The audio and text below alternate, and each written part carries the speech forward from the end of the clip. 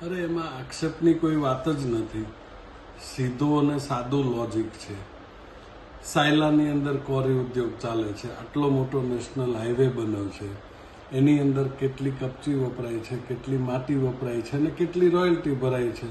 તમે હિસાબ માંડીને જોઈ લો એટલે ખબર પડે કે સૌથી મોટા ખનિજ માફિયા કે ખનિજ ચોરો કોણ છે. આવડું મોટું એરપોર્ટ બન્યું છે, એની અંદર રનવે બન્યો છે, આટલું મોટું કન્સ્ટ્રક્શન થયું છે, આટલા મોટા રોડ બન્યા છે.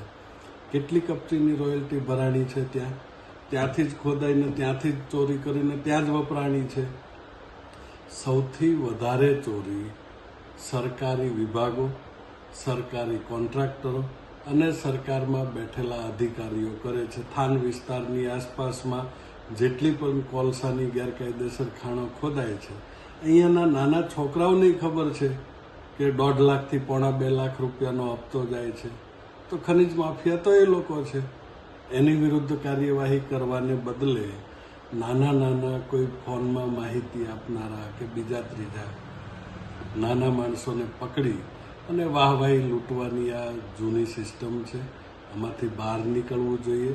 સરકાર ખરેખર ખનિજ ચોરી રોકવા બાબતે ગંભીર હોય તો એ દિશામાં પગલાં લેવા જોઈએ અને નહીતર આને વ્યવસાયની રીતે કાયદેસર કેવી રીતે કરી શકાય, નાના માણસોને એનું માર્ગદર્શન આપવું જોઈએ, એને મદદ કરવી જોઈએ, એને રેગ્યુલાઇઝ કરવું જોઈએ.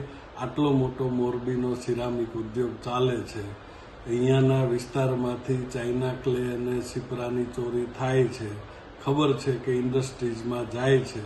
શા માટે લીગલાઇઝ નથી કરતા? એને લીગલાઇઝ નથી કરતા એટલા માટે કે દર ચૂંટણીએ આવીને ક્યારેક મકવાણાને બદલી દઈશું, ક્યારેક બારોટને બદલી દઈશું, અધિકારીઓની બદલી કરવાના નામે તમારે મત જોતા છે, એમની જ પાસેથી દબાવીને હપ્તા જોતા છે, એમની જ પાસેથી દબાવીને તમારે સત્તા જોઈએ છે.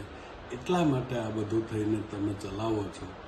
એટલે આવા નાના માણસોને હેરાન કરવાનું બંધ કરો.